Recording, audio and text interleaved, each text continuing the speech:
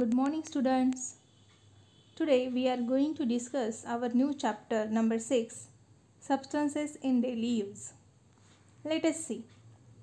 Can you recall by observing the given picture? Which three objects do you see in the picture? Yes, we see here chair, table and cupboard. How did you identify them? Yes, we identified by seeing their shapes and specific arrangement in them. Now tell me, what material are they made of? By observing the picture, we can understand that chair is made up of wood, table is made up of plastic and the cupboard is made up of steel. Okay. Can any one of these materials be used to make all the three objects? Yes, all three objects can be made using wood, plastic and steel. Now see the next, substances and objects. All substances are made up of minute particles. Substances means पदार्थ, objects means वस्तू. तुम्हाला माहिती आहे पदार्थ सूक्ष्म कणांचे बनलेले असतात आणि वस्तू ह्या पदार्थाच्या बनलेल्या असतात. The size and weight of substance is depending upon the number of particles. Objects can be made by different substances. वस्तू ह्या वेगवेगळ्या पदार्थापासून बनलेल्या असतात. We use natural and man-made substances in our daily life. आपल्या रोजच्या जीवनामध्ये आपण वेगवेगळ्या ज्या पदार्थांचा उपयोग करतो किंवा वस्तूंचा उपयोग करतो ह्या वस्तू काही नैसर्गिक आहेत तर काही मॅनमेड आहेत. The same substance or material can be used to make many objects. पहा, एकाच पदार्थापासून आपण वेगवेगळ्या प्रकारच्या वस्तू बनवू शकतो. Let us study some such examples. अशाच पद्धतीचे काही एक्झाम्पल्स आपण पाहूयात. ओके नाही, examples of substances and objects. Number 1, cotton. Cotton is a substance. Cotton म्हणजे कापूस. कापूस हे काय आहे? पदार्थ आहे. तर ह्या एका पदार्थापासून आपण वेगवेगळ्या वस्तू तयार करू शकतो. For example cloth, fibre. Cloth means कापड, फायबर मीन्स धागे और थ्रेड. अ सारी, अ हँडकरचीफ रुमाल, अ क्विल्ट. क्विल्ट मीन्स रजई. मॅट्रेसेस गादी, अ पिलो एक्सेट्रा.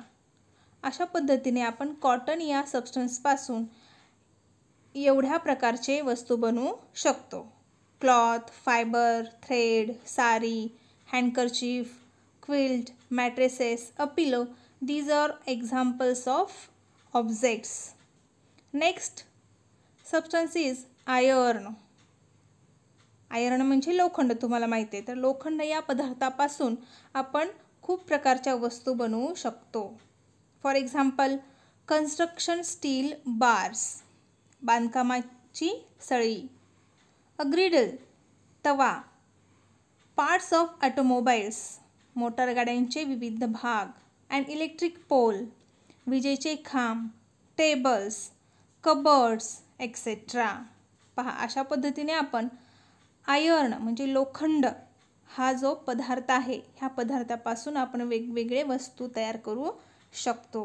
म्हणजेच वेगवेगळे वस्तू हे एकाच पदार्थापासून आपण बनवू शकतो.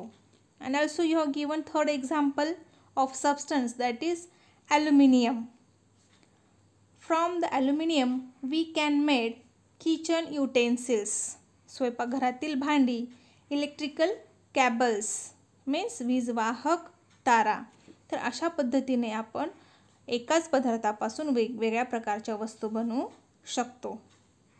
The substances in everyday use are of two main kinds, natural and man-made substances. पहा, आपल्या वापरातील पदार्थांचे आपण 2 गटामध्ये वर्गीकरण करतो.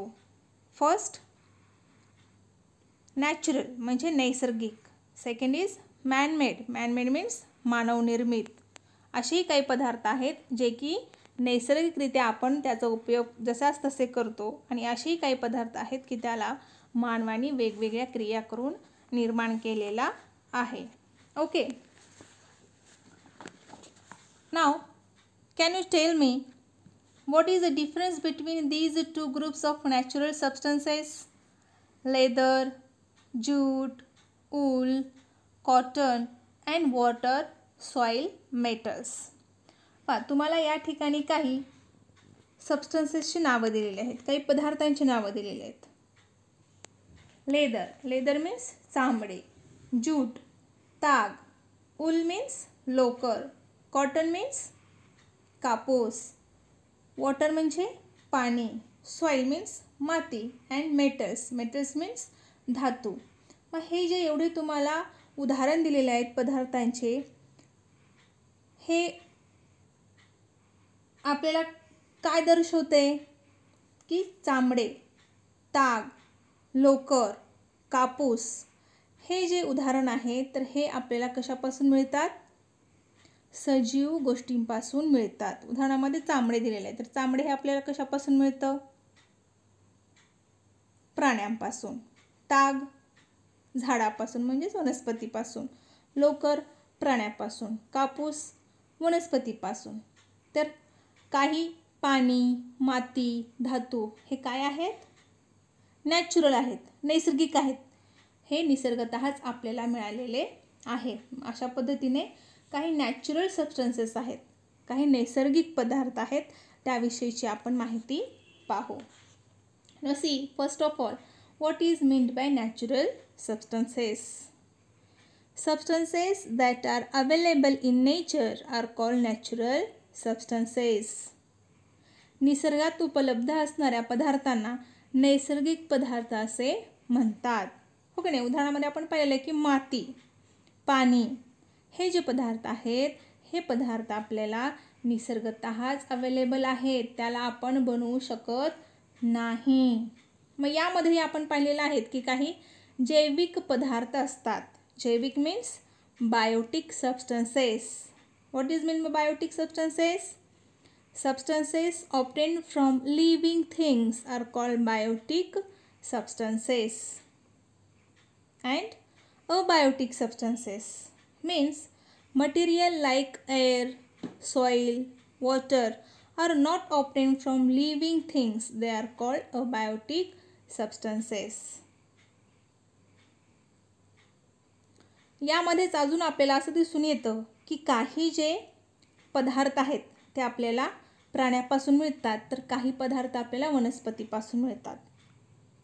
मग त्यांनाच आपल्याला म्हणायचं आहे animal origin and plant origin. Animal origin means things like leather we get from animals. They are called animal origin. आता लेदर हे आपल्याला प्राण्यापासून मिळतं, म्हणून हा जो पदार्थ आहे हे कसा आहे? प्राणीजन्य पदार्थ आहे, कारण हे आपल्याला प्राण्यापासून उपलब्ध होतो. नेक्स्ट आहे प्लांट ओरिजिन.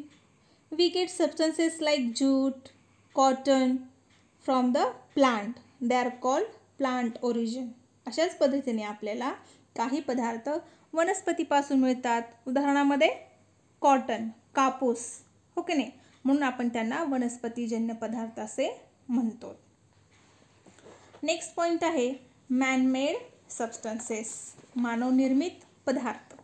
जशा पद्धतीने कापूस, माती, पाणी, दगड हे नैसर्गिक पदार्थ आहेत, अगदी त्याच पद्धतीने मानवाने तयार केलेले सुद्धा काही पदार्थ आहेत, त्यांना आपण मानवनिर्मित पदार्थ असे म्हणतो. Those substances are produced artificially from natural substances are called man-made substances. For example, plastics, soap, steel, medicines, nylon, etc. These are all man-made substances. आता तुमच्या आजूबाजूला सुद्धा तुम्हाला काही मानवनिर्मित पदार्थ दिसतात. मग तुम्ही सांगू शकाल का काही मानवनिर्मित पदार्थ? पेन्सिल आहे, पेन आहे, हे नॅचरल आहे का? नाही, पण आपण नैसर्गिक साधनसंपत्तीचा वापर करूनच ह्या वस्तू बनवलेले आहेत, म्हणून याला आपण काय म्हणतो, man-made substances.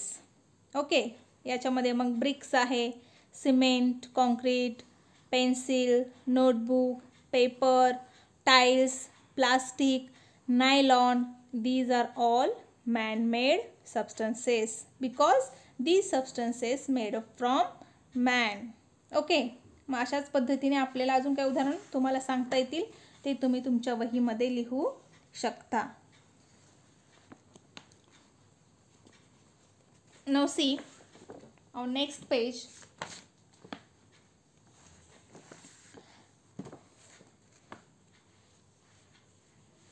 On page number 44, earlier early or caves made up of grass or sackcloth were used for protection from rain.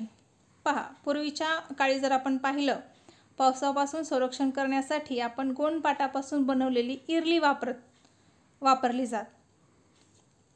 Then cloth umbrellas came into use. Nowadays the raincoats, school bags and the book covers you use can all made from plastic. पहा, पूर्वी आपण छत्री वापरायचो, पण आता मात्र आपण काय वापरतो, पावसापासून सुरक्षिततेसाठी रेनकोट, हो की नाही. त्याच पद्धतीने तुमचे जे दप्तरे आहेत किंवा वह्यांचे जे कवर आहेत ते आपण कशापासून बनवलेले वापरतो, प्लास्टिकपासून. का बरं प्लास्टिकपासून? कारण आपल्याला प्लास्टिक हे पाण्यापासून संरक्षण देतं. Delicate articles, perishable fruits etcetera require packing. To pack TV sets, refrigerators etc.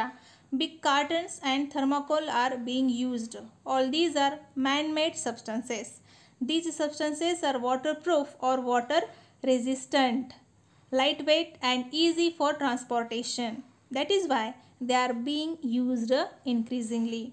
पहा, पूर्वीच्या काळी अगोदर आपण वेगवेगळ्या वस्तू वापरायचो, पण आता आपण वेगवेगळ्या क्रिया तयार केलेले पदार्थ वापरतो. उदाहरणामध्ये आता काही फळे आहेत, भाज्या आहेत, यांना आपल्याला पॅकिंग करावी लागते.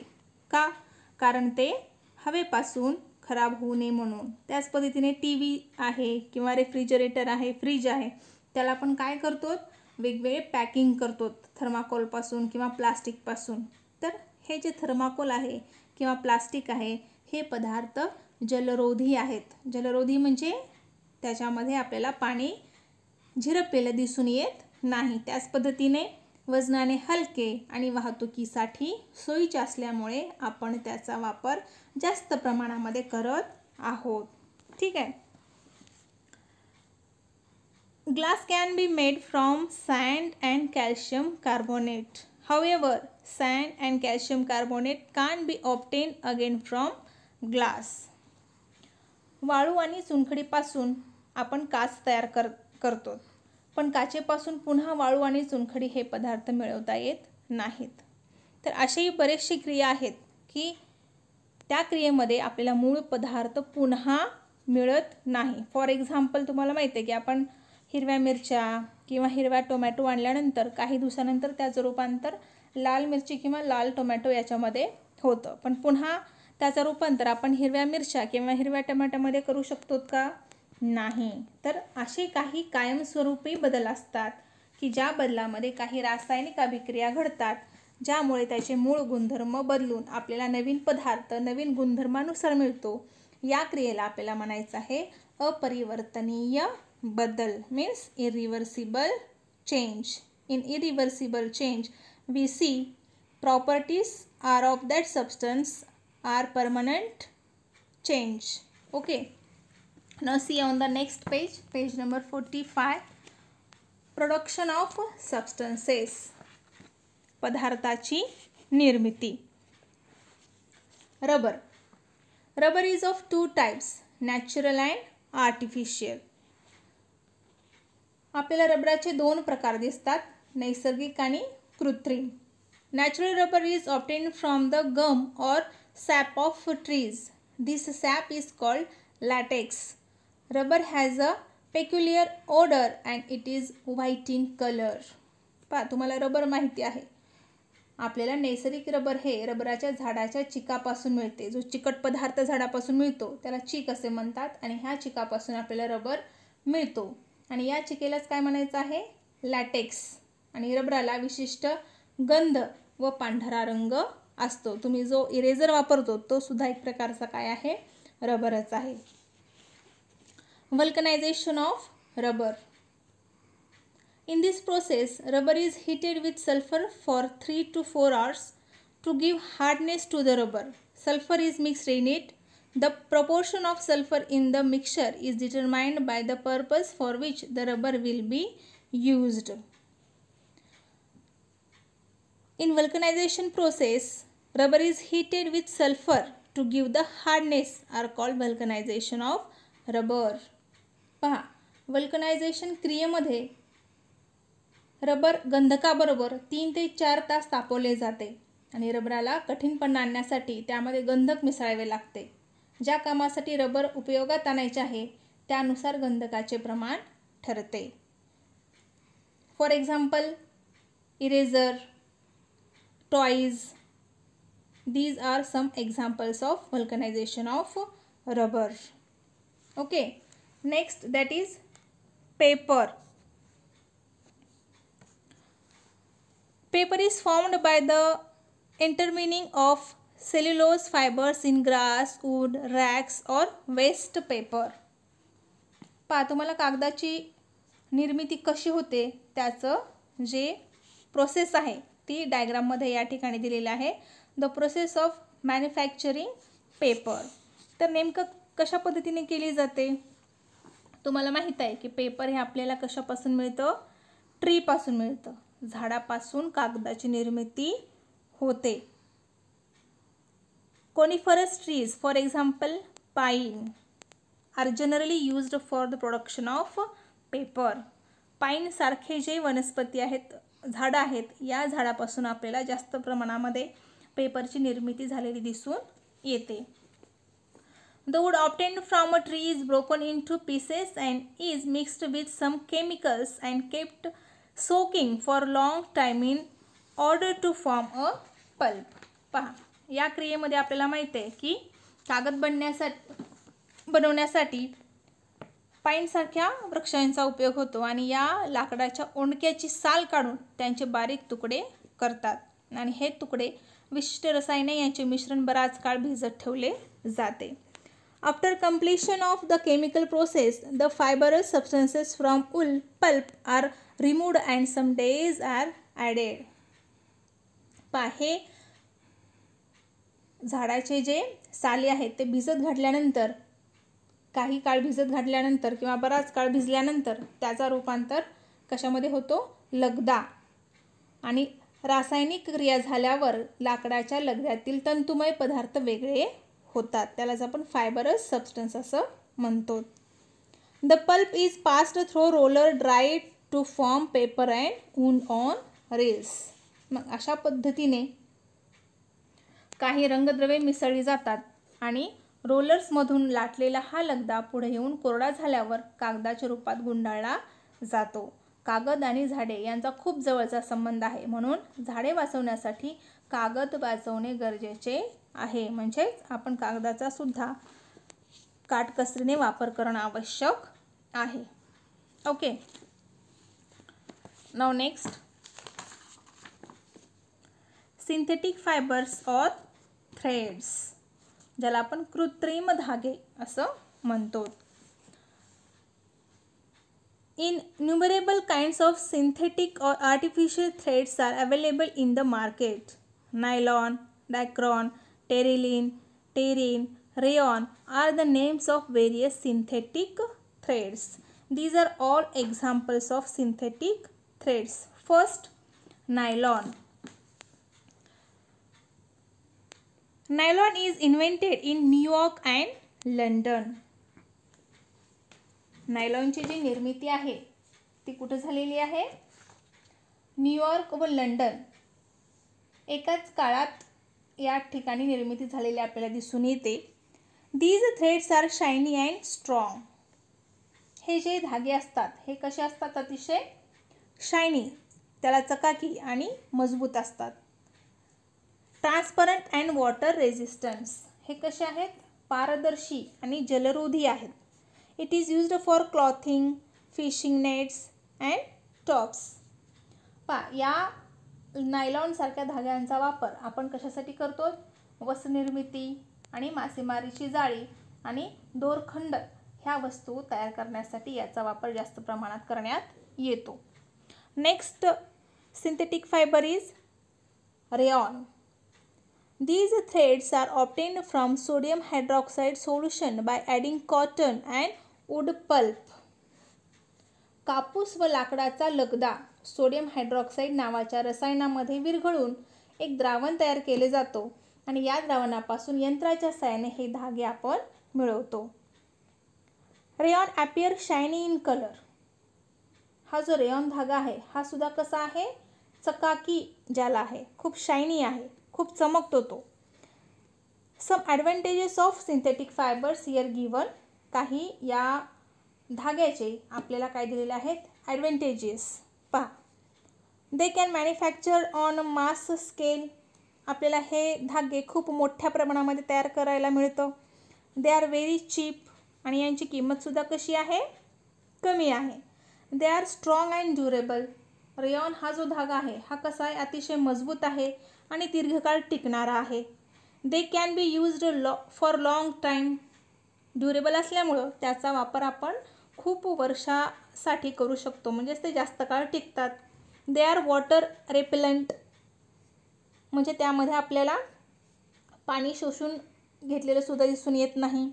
दे are lightweight and comfortable to wear. आणि अशा जे धागे आहेत, हे जे धागे आहेत ते अतिशय वजनाने हलके आणि वापरण्यासाठी अतिशय कम्फर्टेबल, म्हणजे आपल्याला त्याच्यामध्ये खूप सुरक्षितपणा वाटते. म्हणून आपण रेयॉन या धाग्याचा वापर जास्त प्रमाणामध्ये करत असल्यामुळं त्याची निर्मितीसुद्धा कशी आहे? जास्त आहे. नाउ सी,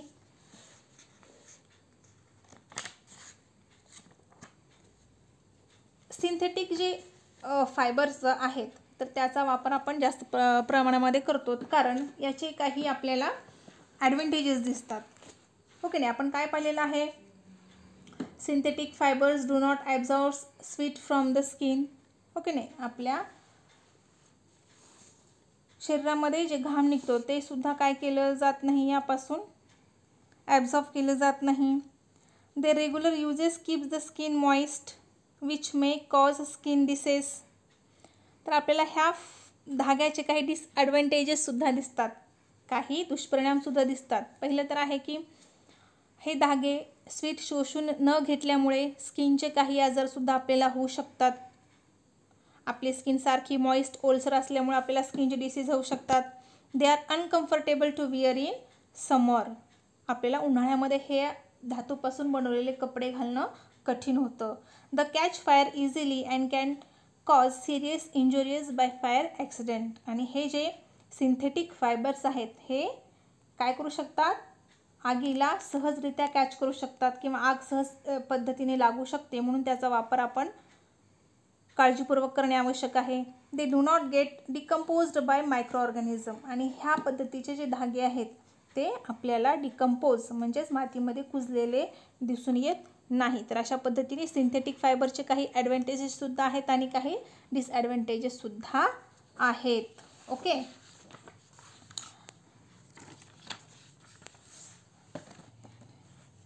तर अशा पद्धतीने या ठिकाणी तुम्हाला पेज नंबर 48वर हा टेबल दिलेला आहे. पहा काय आहे? ॲडव्हांटेजेस आहे, शॉर्टकमिंग ऑफ सिंथेटिक फायबर्स. काही फायदे पण आहेत आणि काही तोटे पण आहेत. तर हा बॉक्स तुम्हाला तुमच्या वहीमध्ये लिहायचा आहे आणि ते पाठसुद्धा करायचं आहे. ओके, या ठिकाणी तुम्हाला ऑलवेज रिमेंबर म्हणून दिलेलं आहे. Save trees to save nature, save paper to save trees, use properly and economically, make full use of it and recycle the used paper. Paper हा असा पदार्थ आहे की त्याचा आपण पुनर्वापर करू शकतो आणि पेपर कमी प्रमाणामध्ये वाचवलं तर आपण झाडंसुद्धा काय करू शकतो? वाचवू शकतो. म्हणून या ठिकाणी म्हटलेलं आहे save trees to save nature and save paper to save trees. Although there are some disadvantages in using synthetic fibers, they can be useful if they are used in proper way. They reduce the load on the use of natural resources. पहा, आपण जे synthetic fibre पाहिलेलं आहे, हो की नाही, जे कृत्रिम धागे आहेत त्याचे आपल्याला काही दोषसुद्धा लक्षात येतात, हो की नाही, तर ते उपयुक्तसुद्धा ठरतात. त्याचे फायदे पण आहेत आणि तोटे पण आहेत. जर आपण काळजीपूर्वक व्यवस्थित जर त्याचा वापर केला तर आपण नैसर्गिक साधनसंपत्तीच्या वापरावरचा ताण कमी करू शकतो. ठीक आहे. तर अशा पद्धतीने आपण हा जो चॅप्टर आहे या चॅप्टरमध्ये आपण काय काय शिकलो आहे. We use 2 types of materials, natural and manmade. Natural materials may be biotic or abiotic. Okay नाही, आपण नॅचरल आणि मॅनमेड पदार्थ पाहिलेला आहे, जे निसर्गापासून मिळतात आणि जे काही मानवनिर्मित आहेत. तर नैसर्गिक पदार्थामध्ये आपण बायोटिक आणि अबायोटिक म्हणजे जैविक आणि अजैविक प्रकार पाहिलेला आहे. Rubber, paper and synthetic fibres are important manmade materials in our daily use. हो की नाही, रबर, पेपर आणि सिंथेटिक फायबर्स हे आपल्या दैनंदिन व्यवहाराचा एक महत्त्वाचा भाग आहे. Manmade materials are obtained by using certain process. मानवनिर्मित जे पदार्थ आहेत ते तयार करताना विशिष्ट पद्धती वापरल्या जातात. तर हा सगळा भाग आपण ह्या चॅप्टरमध्ये पाहिलेलं आहे. Okay. In this way we have discussed substances in daily use. Read this chapter again and again and complete the exercise questions in your science notebook. Okay, thank you.